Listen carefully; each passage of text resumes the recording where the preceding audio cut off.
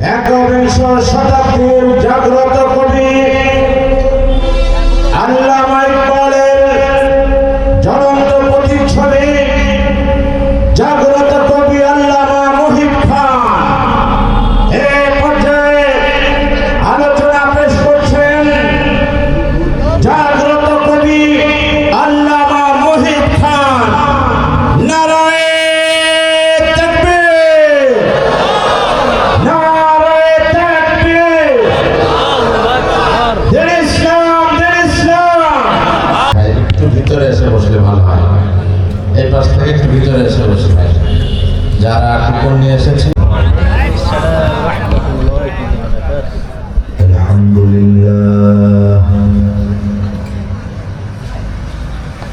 الحمد لله نحمده ونستعينه ونستغفره ونؤمن به ونتوكل عليه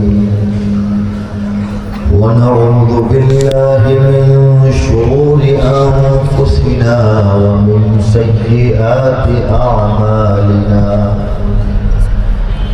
من يهده الله فلا مضل له ومن يضلله فلا هادي له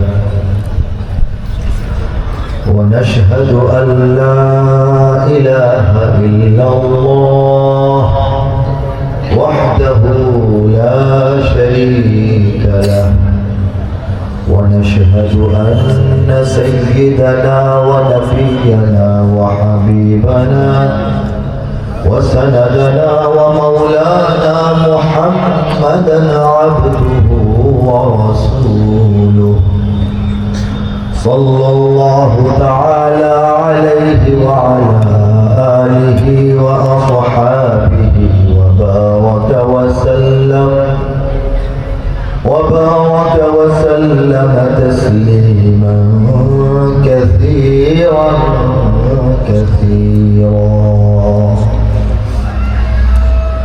أما بعد الحمد لله الحمد لله الحمد لله ثم الحمد لله হৃদয়ের গভীর থেকে সবাই একসঙ্গে আওয়াজ করে উচ্চারণ করি আলহামদুলিল্লাহ আলহামদুলিল্লাহ মাশাআল্লাহ। আজকের এই মাহফিল কর্দোভা ইসলামিক ইনস্টিটিউট এবং স্থানীয় যুব সমাজের উদ্যোগে শানে সাহাবা মহাসম্মেলন, বলি সুবহানাল্লাহ, জোরে বলি আল্লাহু আকবার। এই ইসলামী মহাসম্মেলনের পরম শ্রদ্ধাভাজন মুহতারাম সভাপতি সাহেব, আমন্ত্রিত মেহমানবৃন্দ, উপস্থিত ওলামা হযরত, আজিজ তোলাবা, স্কুল কলেজ ইউনিভার্সিটির ছাত্র বন্ধুগণ, দিন দরদি, দেশ দরদি, আল্লাহ ও তার রাসূলের প্রেমিক আমার প্রিয় তৌহিদি জনতা, দূর থেকে যারা শুনছেন, পর্দার অন্তরাল থেকে যাদের কানে আওয়াজ পৌঁছাচ্ছে, সবাইকে হৃদয়ের গভীর থেকে আমি আন্তরিক মোবারকবাদ জ্ঞাপন করছি। আমরা সবাই কেমন আছি? আলহামদুলিল্লাহ। মাশাআল্লাহ, আমিও ভালো আছি আলহামদুলিল্লাহ। আমরা এখানে যারা এসেছি, আল্লাহ আমাদেরকে এনেছেন, আমাদের নাম কিন্তু ভিন্ন একটা, ঠিক না বলেন? আমরা যতজন মানুষ সবার নাম কিন্তু এক নয়, আমাদের নাম ভিন্ন, ঠিকানা ভিন্ন, শিক্ষাগত যোগ্যতা ভিন্ন, মন মেজাজ ভিন্ন, রুচি ভিন্ন, আমাদের চিন্তা ভাবনা ভিন্ন, আমাদের গায়ের রং ভিন্ন, আমাদের বয়স ভিন্ন, অনেক কিছুই ভিন্ন, মিলে না। সব ভিন্ন থাকা সত্ত্বেও আমরা এক জায়গায় একই সময়ে এসে আপন ভাইয়ের মতো বসে আছি সবাই, একটা কারণে, একটা পরিচয়ে, সেটি হচ্ছে আমরা সবাই উম্মতে মুহাম্মাদি। বলেন সুবহানাল্লাহ, আর জোরে বলি সুবহানাল্লাহ। আমাদের মধ্যে যে বন্ধন, আমাদের মধ্যে যে আকর্ষণ, আমাদের মধ্যে যে ঐক্য, আমাদের মধ্যে যে মুহাব্বত, আমাদের মধ্যে যে সাদৃশ্য এবং মিল, সেটা হচ্ছে তাওহীদ ভিত্তিক। বলেন আল্লাহু আকবার। तौहीद की अमानत है सीनों में हमारे, आसान ही मिटाना नाम व निशा हमारा। কবি বলেছেন তৌহিদের আমানত, উৎপাদের শক্তি এবং পাওয়ার এবং গতি আল্লাহ পাক আমাদের মুমিনদের হৃদয়ে দিয়ে দিয়েছেন। আমাদের নাম নিশানা দুনিয়া থেকে মিটিয়ে দেওয়ার চিন্তা যারা করে, স্বপ্ন যারা দেখে, তাদের স্বপ্ন কখনো সত্য হবে না। কথা ঠিক কিনা বলেন? আমাদের জন্য সুখবর হচ্ছে মহান আল্লাহ রাব্বুল আলামিন এই যে আমি আপনি বসে আছি, আমাদেরকে বিশেষ করে এই বাংলাদেশের 18 থেকে 20 কোটি মুসলমান নাগরিককে রব্বুল আলামিন অত্যন্ত অতিশয় অতীব মহব্বত করেন। সুবহানাল্লাহ, এতে কোনো সন্দেহ নাই। আমরা যে আল্লাহর কত প্রিয়তম, আমরা যে আল্লাহর কত আদরপ্রাপ্ত, করুণাপ্রাপ্ত, আল্লাহ যে আমাদেরকে কত দয়া করেন, মায়া করেন, এর কোনো সীমা পরিসীমা নাই। এর সবচেয়ে বড় ঈমান, সবচেয়ে বড় প্রমাণ আমাদের ঈমান। সুবহানাল্লাহ, মহান রব্বুল আলামিন হযরত নূহ আলাইহিস সালামের একটা ছেলেকে ঈমান দান করেন নাই, ঠিক কিনা বলেন? সবাই জানি কিনা? আওয়াজ দিই, ঠিক কিনা বলেন? মহান রব্বুল আলামিন হযরত ইব্রাহিম আলাইহিস সালামের পিতাকে ঈমান দান করেন নাই। মহান রব্বুল আলামিন হযরত লূত আলাইহিস সালামের স্ত্রী, সহধর্মিণী, জীবন সঙ্গিনী, অর্ধাঙ্গিনী, প্রিয়তমা পত্নীকে ঈমান দান করেন নাই। ওই নারী বেঈমান এবং কাফের অবস্থায় ওই অঞ্চলের অন্যান্য কাফেরদের সঙ্গে আল্লাহর গজবে নিপতিত হয়ে ধ্বংস হয়ে গেছে। হযরত আম্মাজান খাদিজাতুল কুবরা রাদিয়াল্লাহু তাআলা আনহার মতো সৌভাগ্য তার হয় নাই। আমাদের নবী, প্রিয় নবী, বড় নবী, মহানবী, উজা নবী, সেরা নবী, শ্রেষ্ঠ নবী, আকায়ে নামদার, তাজদারে দু আলম, সৈয়দুল কাউনাইন, সৈয়দুল মুরসালিন ওয়া খাতামুন নবিয়্যিন হযরত মুহাম্মদ মুস্তাফা মুর্তজা মুজতবা সাল্লাল্লাহু আলাইহি ওয়াসাল্লাম জন্মের আগে পিতাকে হারিয়েছেন, অল্প বয়সে মাকে হারিয়েছেন, কিছুদিন পরে দাদাকে হারিয়েছেন, চাচার ঘরে দাঁড়িয়ে পালিত হয়েছেন। এত ভালো, এত ভদ্র, এত অভিজাত, এত সৎ, এত বিনয়ী, এত বিনম্র, এত যোগ্য, এত পারফেক্ট একজন মানুষ ছিলেন আবু তালেব। নবীজি চাচা সামাজিকভাবে এবং মানবিক গুণাবলীতে শ্রেষ্ঠ রকম একটা মানুষ ছিলেন, কিন্তু তিনি নবীজিকে লালন পালন করেছেন, আদর সোহাগ করেছেন, সব করেছেন। কিশোর নবী সাল্লাল্লাহু আলাইহি সাল্লামকে কিশোর বয়সে সিরিয়া পর্যন্ত ব্যবসা শেখানোর জন্য সঙ্গে নিয়ে সফর করার চেষ্টা করেছেন। যুবক নবী সাল্লাল্লাহু আলাইহি সাল্লামকে বিবি খাদিজার সঙ্গে এই চাচাই বিয়ে শাদী করিয়েছেন। কাফেরদের অত্যাচার থেকে সারা জীবন বুক পেতে রক্ষা করেছেন, কিন্তু ওই বেচারার কপালেও ঈমান জোটে নাই, ঠিক কিনা বলেন? যে ঈমান নবীদের ঘরের অনেক সদস্য পান নাই, রাসূলদের সংসারের অনেক সদস্য পান নাই, সেই ঈমান মহান রব্বুল আলামিন এই বাংলাদেশের 18 থেকে 20 কোটি মানুষের মধ্যে প্রায় 95% মানুষকেই দান করে দিয়েছেন।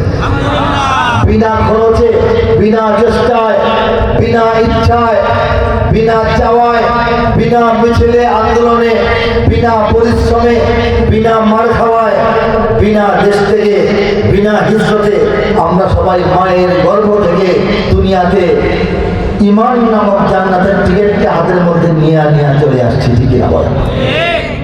এই সৌভাগ্য কে দিয়েছেন? হৃদয় ধরে আল্লাহর শুকরিয়া ধ্বনি উচ্চারণ করি, আলহামদুলিল্লাহ। এই যে আমাদের ঈমান, এটা শুধু শুকরিয়ার মধ্যেই সীমাবদ্ধ নয়, এটা সারা দুনিয়ার কাছে বিস্ময়ের কারণ। বলে সুবহানাল্লাহ। একটি বাংলাদেশ, তুমি জাগ্রত জনতার, সারা বিশ্বের বিস্ময়, তুমি আমার অহংকার। সারা দুনিয়া বিস্মিত। আজকে দিল্লি, আজকে ওয়াশিংটন, আজকে বেইজিং, আজকে তেল আবিব, আজকে টোকিও, আজকে সমস্ত বড় বড় রাজধানীগুলো তারা বাংলাদেশকে নিয়ে চিন্তা করে যে মক্কা মদিনা থেকে হাজার হাজার মাইল দূরের বাংলাদেশ, নবী সাহাবীদের জমানা থেকে 1500 বছর পরের বাংলাদেশ, সেই বাংলাদেশে প্রায় সমস্ত মানুষ ইমানদার এবং মুসলিম কিভাবে হয়ে গেল এটা নিয়ে তারা বিস্মিত, চিন্তিত, ঠিক কিনা বলেন? আমরাও বিস্মিত। আমরা বলি সুবহানাল্লাহ, আল্লাহর এই নিয়ামত আমরা পেয়েছি বলে গর্ব প্রকাশ করে বলি আল্লাহু আকবার। এদেশে আল্লাহু আকবরের সুরে সূর্য ওঠে, এদেশে আল্লাহু আকবরের সুরে সূর্য ডোবে, এদেশে আল্লাহু আকবরের সুরে সূর্য ওঠে, এদেশে আল্লাহু আকবরের সুরে সূর্য ডোবে। ঠিক না? এদেশের মাল্লা মাঝি কিষান মজুর সবার ঠোঁটে সদরে লা ইলাহা ইল্লাল্লাহর জিকির ওঠে। ইকো লাগবে না, দুইবার শোনা যায়, এটা দরকার নাই। আমি কথা যেভাবে বলি সঙ্গীত কথা, এটার মধ্যে কোনো মশলা চিনি দিতে হবে না। আমি আপনাদেরকে লম্বা সময় কষ্ট দেব না ইনশাআল্লাহ। ওই 11:30টার দিকে আমরা সবাই দোয়া করে বিদায় হবো ইনশাআল্লাহ। কিছু কথা, কিছু বেগরতা, কিছু স্বপ্ন আশা, কিছু সংকট সম্ভাবনা সমাধানের আলোচনা আমরা মুসলিম উম্মার অংশ হিসাবে একসাথে বসেছি। কিছুক্ষণ মিটিংটা চলবে, তারপরে ইনশাআল্লাহ বিদায় নেবে একসাথে। রাজি আছেন সবাই? এদেশে আল্লাহু আকবরের সূর্য ওঠে, ঠিক কিনা বলেন? প্রতিদিন সূর্য ওঠে আল্লাহু আকবর আজানে ধ্বনিতে, ঠিক কিনা বলেন? প্রতিদিন সূর্য অস্তমিত হয় মাগরিবের আজানে ধ্বনিতে, ঠিক কিনা বলেন? এদেশের পথে ঘাটে, এদেশের বাজার হাটে, এদেশের এদেশের এদেশের এদেশের এদেশের গঞ্জে গ্রামে খোদার নামের তাসবিহাতে কত পীর আউলিয়াদের অশ্রু ঝরে গভীর রাতে। যে দেশের সন্তানেরা বক্তব্যে যায় কোরআন বুকে, যে দেশের সন্তানেরা বক্তব্যে যায় কোরআন বুকে, সে দেশে আল কোরআনের শাসন কায়েম করতে হবে।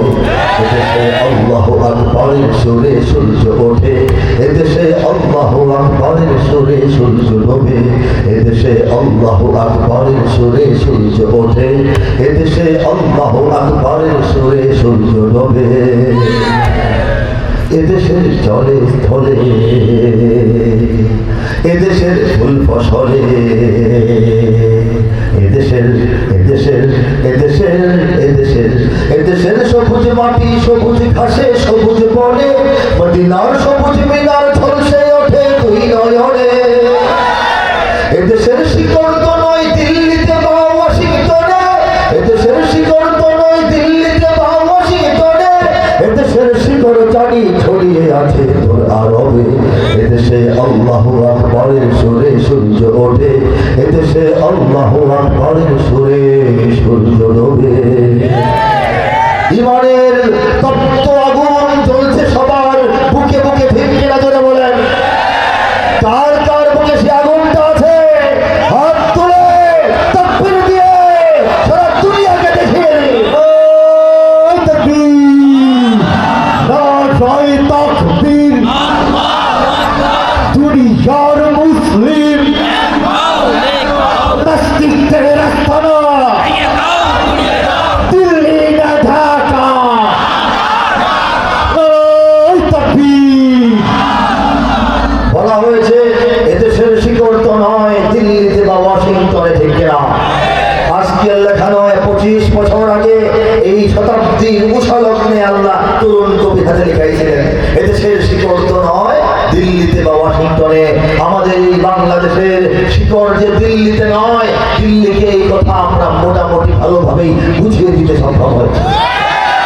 দিল্লি কিছুটা পিছু হটেছে, সেই জায়গায় ওয়াশিংটন এসে প্রবেশ করার চেষ্টা করছে। প্রকাশ্য চেষ্টা নয়, গোপনীয় চেষ্টা। আমাদের রাজনীতিতে হস্তক্ষেপ করার চেষ্টা করছে। আমাদের বড় বড় ব্যক্তিবর্গকে ওয়াশিংটন দাওয়াত দিয়ে নিয়ে যায়। কে সরকার হবে, কে বিরোধী দল হবে, কে অভিনয় করে বলবে মানি না, মানবো না, সব তারা শিখায় যায়। কিন্তু আমরা বলতে চাই, বাংলাদেশ আল্লাহ দান করেছেন। এই দেশটা পাওয়ার পর থেকে বিগত 54 বছর ধরে ক্ষমতায় যাওয়ার জন্য অনেকেই বিদেশের পা চেটেছে, ক্ষমতায় থাকার জন্য অনেকেই অন্য দেশের গোলামি করেছে। আমরা বলতে চাই, বাংলাদেশের এই দলিল তারা গোপনে যার হাতেই দেখ না কেন, যার হাত থেকে যার হাতেই বদল হোক না কেন, দখল ইনশাআল্লাহ আমরা ছাড়ব না। ঠিক কিনা বলেন? চিন্তা করে দেখেন, বাংলাদেশ এমন একটা দেশ যে দেশের চতুর্দিকে একটিও মুসলিম দেশের সীমানা নাই। থাকলে কেউ জানলে কেউ বলেন আছে? চতুর্দিকে মুসলিম দেশের কাজ নাই, একটু কানাকানি, একটু সোলা পরামর্শ, সুখ দুঃখের কথা শরীর ব্যক্ত করার মতো, শেয়ার করার মতো আমাদের কোনো বন্ধু রাষ্ট্র, মুসলিম রাষ্ট্র আশেপাশে নাই। আমাদের আশেপাশে যে রাষ্ট্র, সেই রাষ্ট্রকে মুসলমানরা শাসন করেছেন প্রায় 800 বছর। সম্রাট বাবর থেকে বাহাদুর শাহ জাফর পর্যন্ত, শুধু মুঘলরাই 500 বছর, আগে আরো 300-400 বছর মুসলমানদের শাসন। এতদিনের শাসন সত্ত্বেও ভারতে কিন্তু হিন্দু ভাইদের চাইতে মুসলমান ভাইদের সংখ্যা বেশি হয়ে যায় নাই। মুসলমানদের শাসন করলে এক জায়গায় মুসলমান বেশি হবে, এটা কোনো কথা নয়। আল্লাহ যেখানে চান সেখানে ইমানের ফুল ফসল আবাদ হয়। বলে সুবহানাল্লাহ।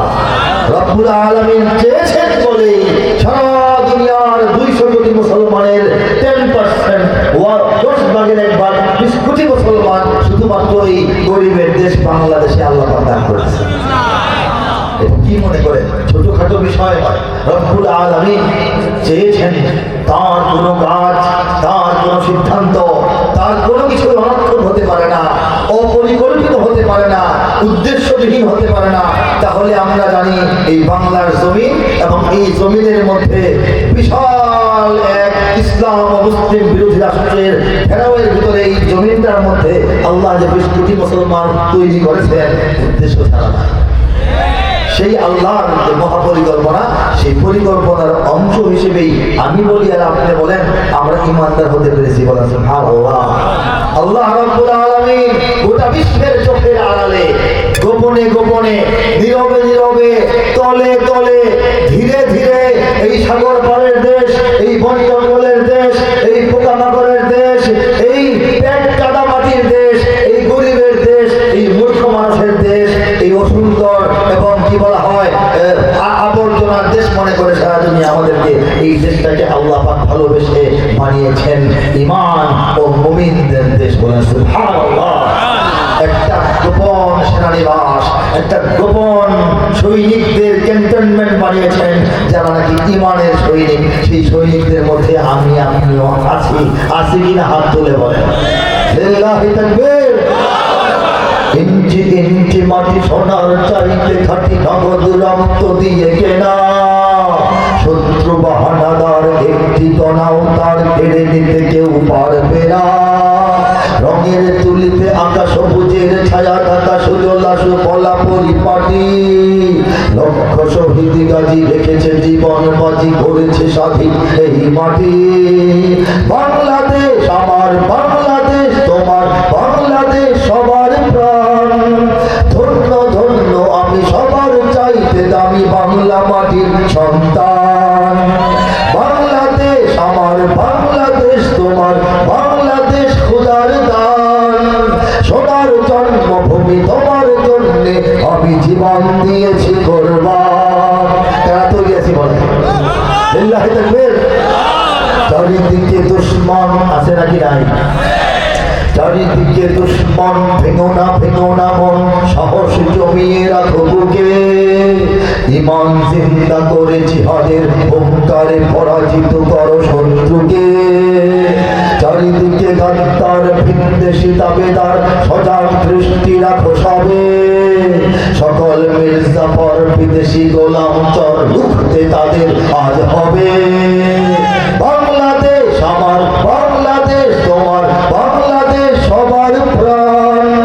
ধন্য ধন্য আমি সবার চাইতে দামি বাংলা মাটির সন্তান। বাংলাদেশ আমার, বাংলাদেশ তোমার, বাংলাদেশ খোদার দান। সোনার জন্মভূমি তোমার জন্যে আমি জীবন দিয়েছি কোরবান। কথা ঠিক কিনা? আল্লাহ বলেছেন ওয়ামাকারু ওয়ামাকারাল্লাহ ওয়াল্লাহু খায়রুল মাকিরিন। বলেন সুবহানাল্লাহ। আল্লাহ বলেন আমার দুশমনরা, আমার দ্বীনের দুশমনরা, আমার নবীর দুশ্মনরা, আমার প্রিয় বান্দাদের দুশ্মনরা, তারা ষড়যন্ত্র করেছে, ষড়যন্ত্র করে আমি আল্লাহ আমার কৌশল অবলম্বন করি, পরিকল্পনা ধার্য করে রাখি। বলেছে ভালো।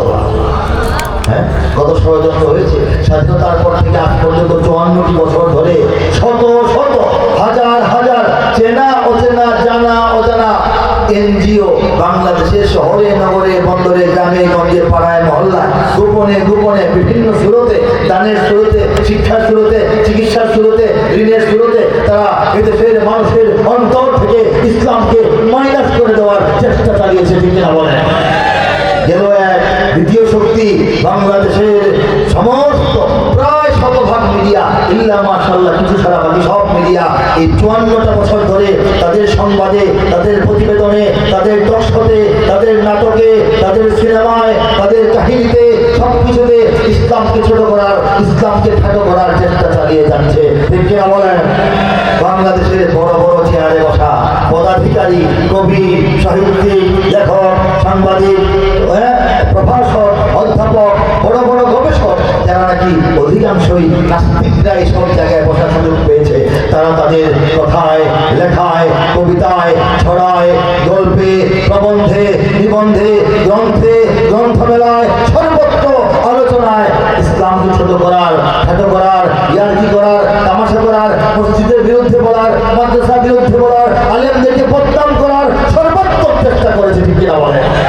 এই 3 রকমের দুশ্মনের চেষ্টা সত্ত্বেও ট্রিলিয়ন ট্রিলিয়ন ডলার পাউন্ড বাংলাদেশকে ইসলাম থেকে আলাদা করার চেষ্টায় খরচ করা সত্ত্বেও মহান রব্বুল আলামিন এই দেশে, এই জমিনে, এই দেশের আকাশে বাতাসে, প্রকৃতি পরিবেশে 5 বার আল্লাহু আকবার আযানের ধ্বনিকে এখনো উচ্চারিত রেখেছে। ঠিক কিনা বলে? এদেশ ভরে গেছে মসজিদে, ভরে গেছে মাদ্রাসায়, ভরে গেছে হেফজখানায়, ভরে গেছে মহিলা মাদ্রাসায়, ভরে গেছে হাজি সাহেব, ভরে গেছে তাবলীগ। ঠিক কিনা বলে? আল্লাহ এটাই বলেছেন, ওয়া মাকারু ওয়া মাকারাল্লাহ ওয়াল্লাহু খায়রুল মাকিরিন। আল্লাহর পরিকল্পনা বাংলাদেশ জেগে থাকবে, বাংলাদেশ বেঁচে থাকবে, ঈমান ও ইসলাম নিয়ে এই দেশের মুসলমানরা বেঁচে থাকবে। তারা সারা দুনিয়ার মুসলমানদের খেদমত করবে, শুধু খেদমত না, দুনিয়ার সমস্ত মুসলমানদের নেতৃত্ব আল্লাহ পাক বাংলাদেশের মুসলমানদের দ্বারা আঞ্জাম দিবেন। ঠিক কিনা? প্রমাণ দেখাই, 100-150 দেশের মধ্যে প্রতিযোগিতা হয়। সেই প্রতিযোগিতায় বাংলাদেশের কিশোররা কোরআনের হিফজের প্রতিযোগিতায় সারা দুনিয়াকে পেছনে ফেলে 1 নম্বর হয়। সত্য না মিথ্যা? শোনেন নাই, দেখেন না খবর? এটা কি কার দাম বলেন? কোরআন যেখানে নাজিল হয়েছে, কোরআন সবচেয়ে বেশি যেখানে পঠিত হয়েছে, সেই সব দেশের সন্তানদের চাইতে আমাদের দেশের গরিবের সন্তানরা আলু ভর্তা ডাল খেয়ে কোনোরকম শীতের মধ্যে ফ্লোরের মধ্যে ঘুমায় থেকে তারা সারা দুনিয়ায় কোরআনের প্রতিযোগিতায় 1 নম্বর হয়। বলেছে না? এটা কার ইচ্ছায় হচ্ছে বলে তো? আল্লাহর ইচ্ছায়। আরবের ধনাঢ্য ধনাঢ্য রাষ্ট্রগুলিতে কোটি কোটি, মিলিয়ন তো কম, বিলিয়ন বিলিয়ন টাকার মসজিদ হয়। চমৎকার সেই মসজিদগুলোতে ইমাম, মুয়াজ্জিন, তারাবির ইমাম আমাদের দেশ থেকে নেওয়া হয়। ঠিক কিনা বলেন?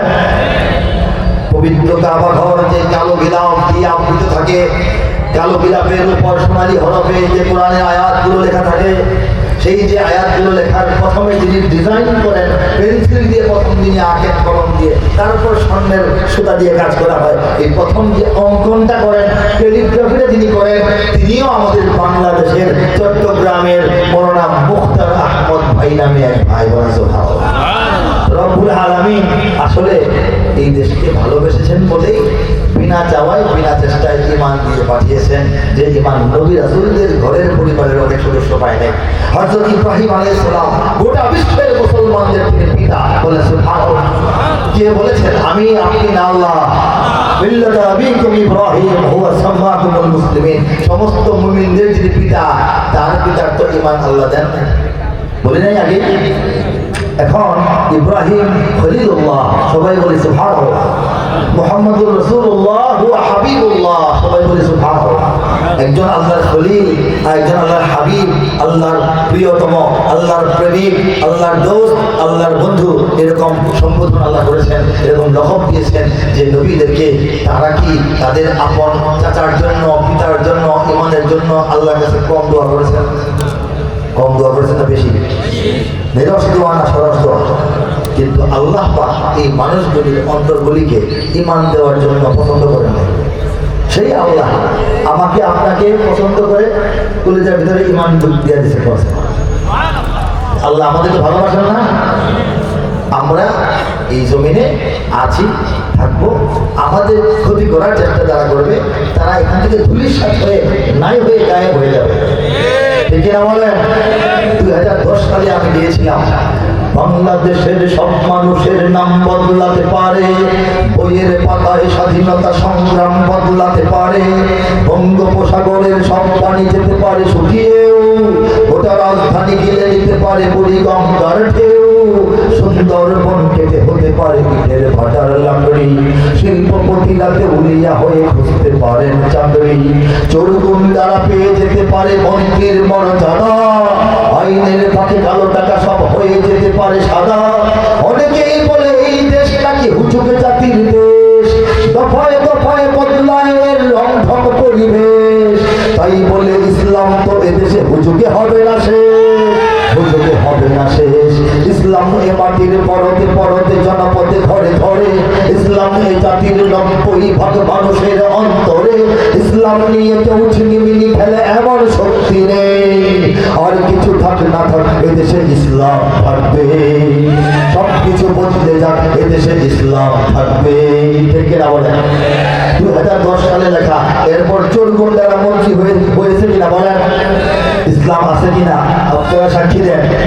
ক্ষমতা ছিল, এখন নাই, ইসলাম আছে না নাই? বলেন তো, আছে না নাই? গণভবন জিন্দা ছিল, এখন নাই, ইসলাম আছে না নাই? কেন্দ্রীয় কারাগার ঢাকার চকবাজারে ছিল, এখন নাই, ইসলাম আছে না নাই? ইসলাম তার জায়গায় ছিল, আছে এবং থাকবে। বলে সুবহানাল্লাহ। এই যে মনোবল, এই যে আকাঙ্ক্ষা, এই যে স্বপ্ন, এটা স্বপ্ন শুধু নয়, এটা নিশ্চয়তা। রব্বুল আলামিন এই বাংলাদেশের 20 কোটি একেবারে সাধারণ দুর্বল মানুষকে ঈমানের নিয়ামত দিয়ে উন্নত করে, সম্মানিত করে, প্রতিষ্ঠিত করেছেন। আমরা ঈমান থেকে বিচ্যুত হয়ে যাওয়ার জন্য নয়, রব্বুল আলামিন বাংলাদেশকে ঈমানের ঘাঁটি বানিয়েছেন। এখান থেকে ইসলাম বিদায় হওয়ার জন্য নয়, রব্বুল আলামিন বাংলাদেশকে মুমিনের মাটি বানিয়েছেন। বিশ্বের সমস্ত তাগুতি জালিম পরাশক্তির সামনে মাথা নত করার জন্য নয়, রব্বুল আলামিন আমাদেরকে আল্লাহু আকবরের স্লোগানে উজ্জীবিত করেছেন। এই কি বলা হয়, মুশরিকিনদের রাজধানী দিল্লির সামনে মসজিদের শহর ঢাকাকে মাথা নত করার জন্য নয়। কথা ঠিক কিনা? সেই গৌরব, সেই সাহস নিয়ে আমাদের বাঁচতে হবে ইনশাআল্লাহুল আজিজ। রব্বুল আলামিন এই জমিন হেফাজতের দায়িত্ব নিজেই গ্রহণ করবেন, করেছেন এবং পালন করবেন। আমাদের দায়িত্ব এখানে ইসলাম প্রতিষ্ঠা করা। কথা সত্য কিনা? আমাদের দায়িত্ব কি? ইসলাম প্রতিষ্ঠা করা। কিসের জোরে? ঈমানের জোরে। কিসের জোরে? জোরে। কিসের জোরে? অস্ত্রের জোরে নয়। অনেকে বলবে বড় বড় কথা তো বলেন, আপনারাও সাথে নারায়ে তাকবীর বলেন। এই দিল্লির সামনে কি 7 দিন টিকতে পারবো? ওয়াশিংটনের সামনে কি 1 দিন টিকতে পারবো? বিমান কয়টা আছে? কামান কয়টা আছে? কোন ভরসায় বড় বড় কথা বলেন? এগুলি আমাদের ভেতরের লোকরাই বলে, বলে না? এখন আমার কথা হচ্ছে, পৃথিবীর ইতিহাসে মুসলমানদের কোনো বড় বিজয় কি অস্ত্রের জোরে হয়েছে? সৈন্যবাহিনী বড় হওয়ার কারণে হয়েছে? বদর যুদ্ধ দেখেন, একদিকে 1000 কাফের সৈন্য, মুশরিকিন, মক্কার কুরাইশ কাফেররা তারা এসেছে, মাথায় লোহার পোশাক, শরীরে লোহার বর্ম, হাতে হাতে তলোয়ার, বলম, তীর, ধনুক, যা যা প্রয়োজন সব রয়েছে তাদের কাছে। ঘোড়ার কমতি নাই, হাতির কমতি নাই, উটের কমতি নাই। যুদ্ধের জন্য, যাত্রার জন্য, খাওয়ার জন্য উটের তাদের অনেক উটরা সঙ্গে নিয়ে এসছে, নাচনেওয়ালি বিনোদন সঙ্গী সঙ্গে নিয়ে এসছে, টেনশন নাই, প্রস্তুত হয়ে আসছে। বড় রকমের আর্থিক এই মূলধন নিয়ে আসছে, বিপরীতে 1000-এর 3 ভাগের 1 ভাগের রকম মাত্র 313 জন মুসলমান করেছে। 313 জন 1000-এর 3 ভাগের 1 ভাগের চেয়ে একটু কম। তাদের আবার পেটের মধ্যে পর্যাপ্ত প্রয়োজনীয় খাবার নাই বলে আল্লাহু আকবার। শরীরে শক্তি পাবেন, যুদ্ধ করবেন, সেই শক্তিটা পাওয়ার মতো পরিমাণ খাবার তাদের পেটে ছিল না। তারা কি যুদ্ধ করতে গিয়েছিলেন না মাঠে খেলতে গিয়েছিলেন? যুদ্ধ করতে গেলে তলোয়ার লাগে কিনা, ঘোড়া লাগে কিনা? 313 জনের কাছে তলোয়ার ছিল মাত্র 8টা, বলা সুবহানাল্লাহ। ঘোড়া ছিল মাত্র 2খানা, বলা সুবহানাল্লাহ। মানুষ 313 জন, ঘোড়া 2টা, তলোয়ার 8টা। পরাজয় না বিজয়? কে দান করেছেন? কে দান করেছে? সুবহানাল্লাহ। আনন্দের সঙ্গে দুশ্চিন্তার ভাস সাহাবায়ে কেরামের কপালে একবার পড়ে নাই। রাসূলুল্লাহ সাল্লাল্লাহু আলাইহি ওয়াসাল্লাম তিনি সিজদায় পড়ে আছেন, তাঁবুর ভিতরে সিজদায় কান্না করতে করতে করতে করতে আল্লাহর সঙ্গে মুআমালা, আল্লাহর সঙ্গে বোঝাপড়া যা করার সমাপ্ত হওয়ার পর হযরত আলী কাররামাল্লাহু ওয়াজহাহু ময়দান থেকে একটু আওয়াজ দিচ্ছেন, নবীজি আসা দরকার, প্রস্তুত, সবাই রেডি হয়ে আছে।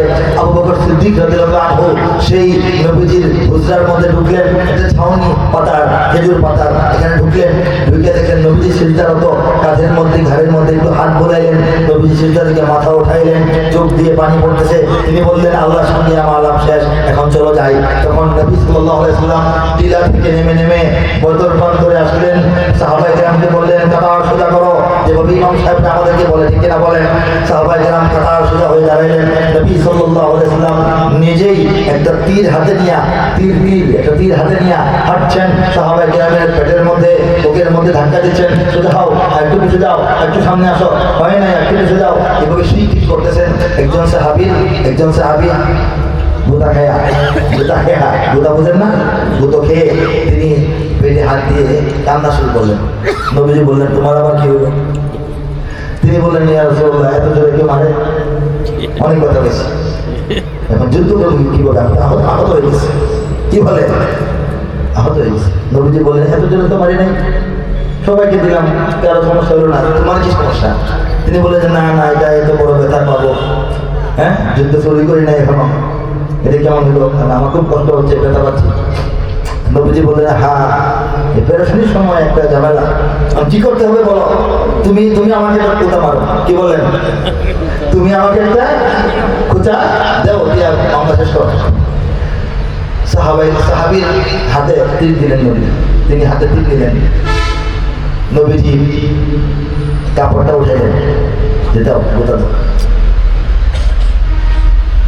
নবীজির প্রিয় সাহাবী সঙ্গে সঙ্গে চোখের পানি ছেড়ে দিয়ে নবীজি সাল্লাল্লাহু আলাইহি ওয়াসাল্লামের, আল্লাহ রাসূল সাল্লাল্লাহু আলাইহি ওয়াসাল্লামের পেট মোবারকের ত্বকের মধ্যে চুম্বন করলেন। বললেন, হুজুর, আমি এই কাজটা অভিনয় করেছি আপনার গায়ে সরাসরি চুম্বন করার জন্য। একটু করে যুদ্ধ, এই যে যাবো, দৌড় মেরে যাবো সামনে, ফিরে আসবো না আল্লাহর কাছে, এটা তো বলতে পারি না। শাহাদাতের জন্য প্রস্তুত হয়ে আসছি, সর্বশেষ আপনাকে চুম্বন করার জন্য আমার শখ হয়েছে, আপনি মাফ করবেন, এই জন্য আমি এই কথাটা বলছি। এই হচ্ছে সাহাবায়ে কেরামের বদর যুদ্ধের আনন্দ, স্বতঃস্ফূর্ত, কোনো টেনশন নাই। বলে সুবহানাল্লাহ। সেই ঈমান আমাদের আছে না নাই? সেই আল্লাহ, তিনি আমাদের আছেন না নাই? বলে কাজে আমাদের চিন্তার কোনো কারণ নাই। ঈমানের জুড়ে যুগে যুগে মুসলমানদের বিজয় হয়েছে, অন্য কিছুর জুড়ে নয়। ইয়ারমুকের যুদ্ধে মদিনা থেকে হযরত ওমর ফারুক রাদিয়াল্লাহু আনহু, একজন সাহাবীর নামটা ভুলে গেলাম, ওনার নেতৃত্বে বাহিনী পাঠাইলেন। 30,000 মুসলিম তারা গেলেন। তারা গিয়েছিলেন স্থানীয়ভাবে কিছু দুশ্মনের সঙ্গে একটু লড়াই করার জন্য। যাওয়ার পর দেখেন স্থানীয় দুশ্মনরা তারা একেবারে খ্রিস্টান সাম্রাজ্য, রোমের সম্রাট হেরাক্লিয়াস, যাকে আমাদের তরুণরা পড়াশোনা করে তার নাম পড়ে হারকিউলিস, যাকে আমরা মনে করি তিনি হেরাক্লিয়াসের কাছে বললো যে মুমিনদের সঙ্গে আমাদের যুদ্ধ হবে, লোক পাঠান, সৈন্য পাঠান। হেরাক্লিয়াস লক্ষ লক্ষ সৈন্য, 3 লক্ষাধিক সৈন্য পাঠায় দিলেন। সাহাবায়ে কেরাম আজমাইন গিয়ে দেখলেন যাদের সঙ্গে যুদ্ধ, শুধু তারা ইউরোপ থেকে 3 লক্ষ প্রশিক্ষণ